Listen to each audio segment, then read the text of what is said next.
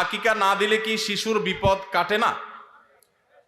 আকিকা না দিলে শিশুর বিপদ কাটে না এমন কোনো কথা কোরআন হাদিসে নাই। তবে আকিকা দেওয়া এটা গুরুত্বপূর্ণ একটা আমল।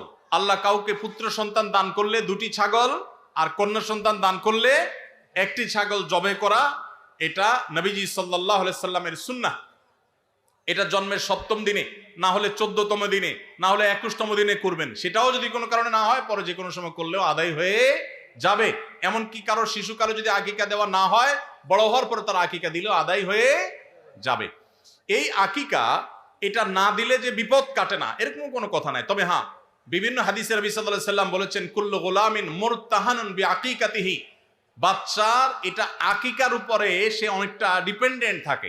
এই হাদিসের ব্যাখ্যা অনেক মুহাদ্দিসরা বলেছেন, আকিকা না দিলে, আকিকা দেওয়ার ফলে সে বিভিন্ন ক্ষয়ক্ষতি থেকে বেঁচে থাকতো। অনেকে বলেছেন শয়তানের কুমন্ত্রণা থেকে বেঁচে থাকে আকিকার মাধ্যমে, এটা থেকে সে আর বাঁচতে পারে না, ওই ক্ষতি তাকে স্পর্শ করার সম্ভাবনা থাকে। তবে কেউ আকিকা দিতে পারলো না, অন্য কোনো আমল করলো তার সন্তানের জন্য, আল্লাহ তাআলা তাকে সেভ করতে পারেন। এমন কোনো কথা নাই যে আকিকা না দিলেই তার সন্তানের বিপদ কাটবে না। তবে আকিকা দেওয়া উচিত, এর মাধ্যমে সন্তান নানাভাবে উপকৃত হয়, নানাভাবে সেভ থাকে, নিরাপদে থাকে। আল্লাহ আমাদের যাদের সামর্থ্য দিচ্ছে তাদেরকে আমল করার তৌফিক দান করুন।